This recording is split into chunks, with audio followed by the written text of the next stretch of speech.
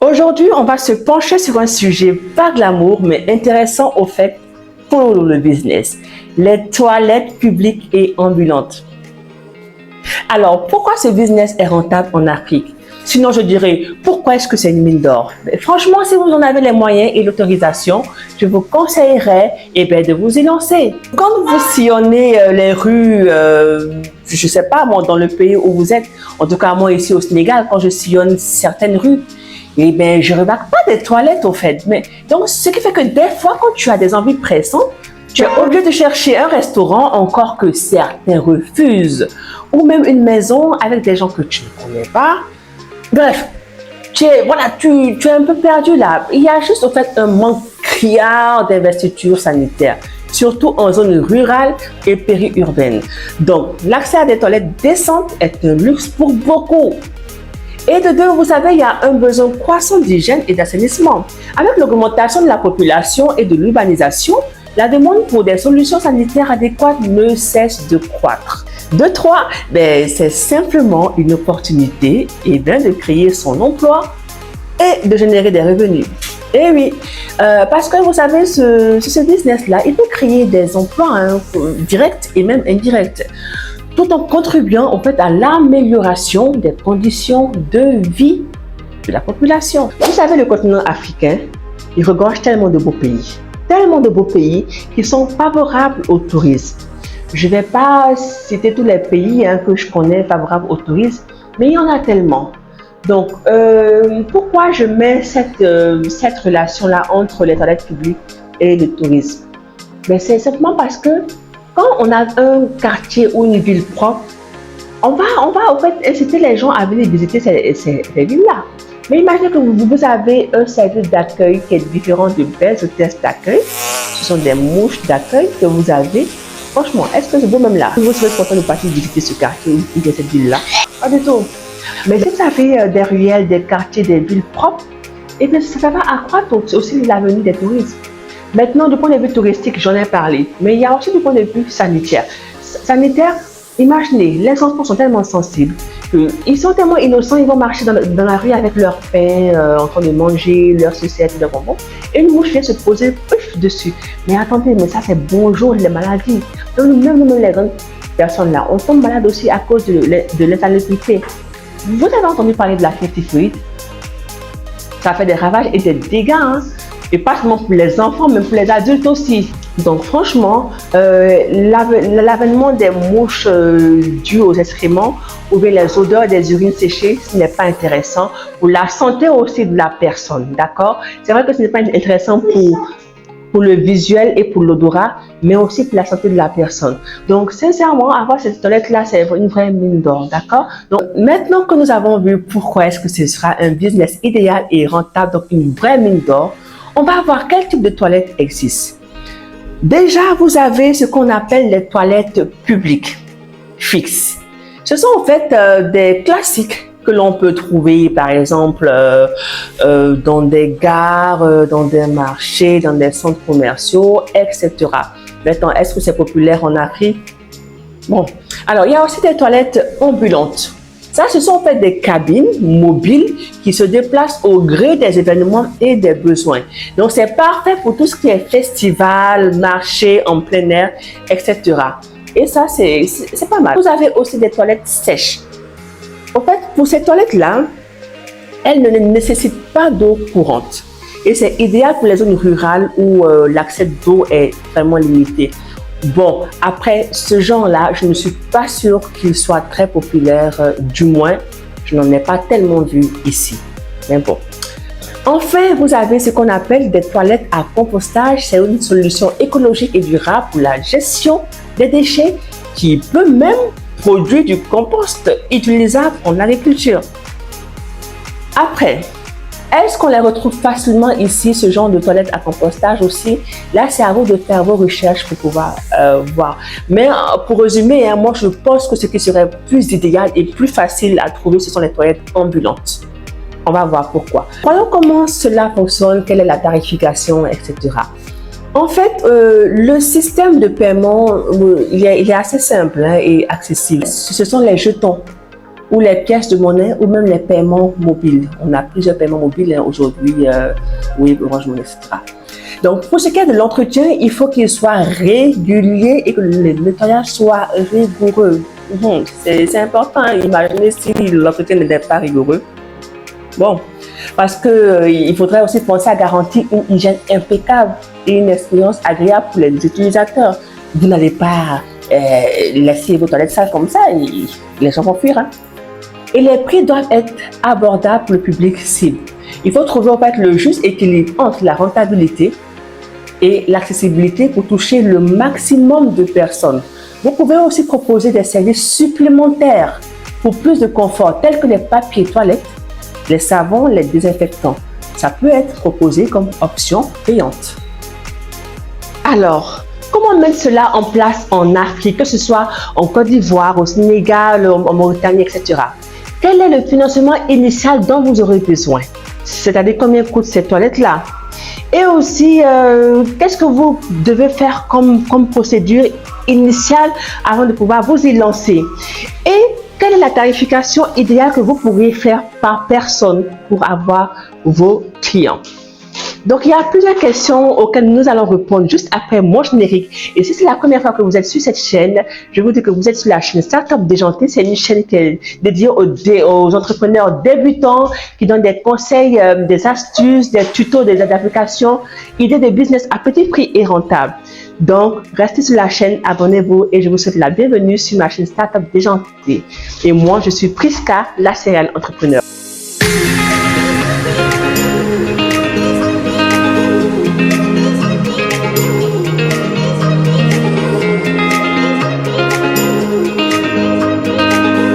Pour l'investissement initial, il faut prévoir un budget pour l'acquisition des toilettes et du matériel. Et on parlera un peu plus en bas de la vidéo des différents tarifs, des prix que sont ces toilettes-là. Comment est-ce que vous pourriez acheter ces toilettes-là? Et il vous faut aussi un budget pour l'acquisition du matériel comme les cabines citernes et d'éventuels équipements supplémentaires. Alors, vous pouvez aussi obtenir, non, erreur, je rectifie, vous devez aussi obtenir des autorisations administratives. Respectez les procédures légales et assurez-vous d'être en règle avant de vous lancer, sinon vous allez avoir des problèmes. Hein. Imaginez, vous lancez, vous achetez tout et que vous n'êtes pas en règle, eh bien, finito. Hein.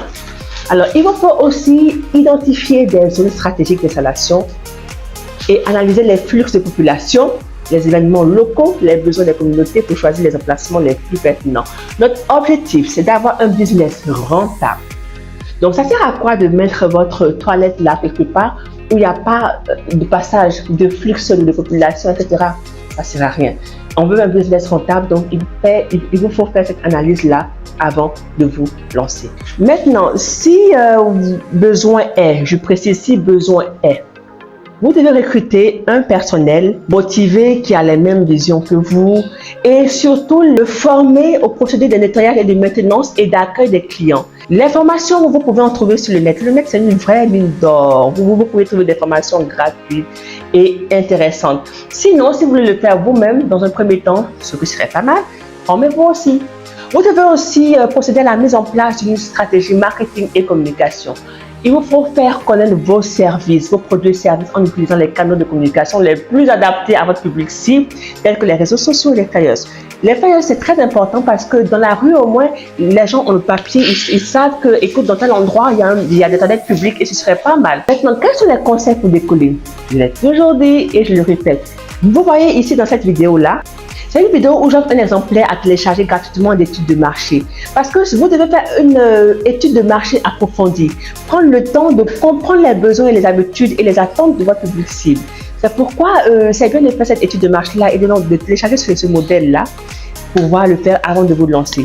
Choisissez aussi un modèle économique viable. Pour cela, vous devez analyser les coûts, les marges, les volumes de vente potentiels pour garantir la rentabilité de votre business. Vous pouvez aussi créer des partenariats avec les autorités locales et les organisations communautaires. Et par exemple, il vous faut impliquer les acteurs locaux pour faciliter l'installation et l'acceptation de vos toilettes. On a les mairies, on a aussi les chefs de quartier. Je pense, en tout cas au Sénégal, il y a des chefs de quartier dans pratiquement tous les quartiers. Peut-être que c'est pareil aussi dans d'autres pays d'Africains comme au Mali, au Burkina, en Côte d'Ivoire, etc. Et ils seront bien contents d'être impliqués et vous allez voir, ce sera un bonus. Alors, un petit plus qui n'est pas des moindres, c'est la sensibilisation de la population à l'importance de l'hygiène et de l'assainissement. Vous devez montrer à la population que, par exemple, il vous faut garder un environnement sain et qui sent bon. Je n'ai pas besoin de vous faire un dessin pour comprendre, hein, d'accord? Des fois, au fait, tu passes dans une ruelle, tu as juste envie d'avoir la force dans les pieds de Usain Bolt, même alors pour d'étaler tellement que la ruelle, elle est parfumée, alors là, le parfum, il est tellement fort que, mais catastrophe, tu as juste la tête qui tourne, tu veux te... Alors là, mais heureusement que tu as un masque, hein. Et imagine que tu n'as pas de masque, mais tu es foutu. Mais tu tombes évanoui, tu veux fuir de la zone, donc... D'où l'importance alors de pouvoir sensibiliser la population justement à avoir un environnement sain et qui fait du bien à tout le monde, surtout ceux qui habitent aux alentours, là, à côté, là, c'est important. Maintenant, on va parler de finances, le nerf de la guerre. Je vous ai fait un tableau de dépenses estimatives en francs CFA. Nous allons le décortiquer tout de suite. L'achat d'une toilette publique, elle se situe entre 500 000 et 1 500 000. Si vous avez ce montant-là, ben allez-y. Sinon, vous pouvez acheter une toilette ambulante qui se situe entre 200 000 et 500 000. Cette option-là n'est pas plus mal. Ça, je l'avais dit au début. Vous savez, aujourd'hui, au Sénégal, au Burkina, en Côte d'Ivoire, etc., et même au Mali, la période des marchés d'exposition a commencé, surtout au Sénégal. Donc, imaginez que vous achetez votre stand ou votre espace et vous placez vos toilettes ambulantes. Ensuite, pour un autre événement, vous déplacez votre toilette et vous allez encore avoir beaucoup de visiteurs, etc. Maintenant, s'il n'y a pas de marché, vous pouvez demander simplement une acquisition de place dans un lieu public. Vous pouvez acheter le matériel d'entretien, de nettoyage, on va dire 50 000 par. C'est approximatif, c'est estimatif. Et les frais d'administration et les licences, c'est, on va dire, 100 000 francs. Écoutez, ce ne sont pas les tarifs fixes. C'est approximatif. Après, c'est à vous d'aller vous renseigner auprès des administrations pour avoir les tarifs définitifs fixés par vos autorités locales et votre pays. Maintenant, pour l'eau, pour les toilettes non sèches, bien sûr, c'est variable selon la consommation. Peut-être, on va dire environ 20 000 francs par mois. Après, ça dépendra de la tarification de la Société des eaux de votre pays. Si vous avez un personnel, le salaire et les charges sont variables environ 50 000 francs par mois pour un salarié, pour une personne qui travaille avec vous, ou un peu plus, ou un peu moins. C'est à vous de définir le montant tarifaire que vous souhaitez lui donner par mois. Sinon, vous-même, vous gérez votre toilette dans un premier temps. Ça fera moins de charges. Pour ce qui est de tarifs d'utilisation par client, il peut varier entre 50 francs et 100 francs. Le nombre de clients par jour, c'est variable selon l'emplacement. On peut tabler par exemple sur une moyenne de 50 clients par jour pour une toilette fixe en zone fréquentée. Après, ces 50 clients-là peuvent augmenter par jour parce qu'il y a plusieurs personnes qui peuvent passer à un endroit par jour. Si on calcule le revenu mensuel, voici un exemple de calcul. Le tarif qu'un client paie par jour, qu'on va multiplier par le nombre de clients par jour, qu'on va multiplier par le nombre de jours ouvrables le mois, moins les dépenses mensuelles. Voici le tableau de calcul que je vous fais qui va passer à l'écran tout de suite. Mais avant, je vous demande de vous abonner à ma page, de liker cette vidéo, de partager, surtout d'activer la cloche de notification pour ne rien rater. Donc, revenons à l'exemple concret pour la tarification. Le tarif, 100 francs. Le nombre de clients par jour, 50. Les jours ouvrables par mois, 22. Donc, les revenus bruts mensuels, ce sera par exemple 100 francs par client fois 50 clients par jour fois 22 jours, qui va revenir à 110 000 francs. La dépense mensuelle, en prenant l'exemple du salaire de base, donc ce sera 50 000 francs en supposant que vous avez un employé et 20 000 francs d'eau en sachant que les factures sont bimensuelles et que ce montant peut être moins cher que je ne le dis dans cette vidéo.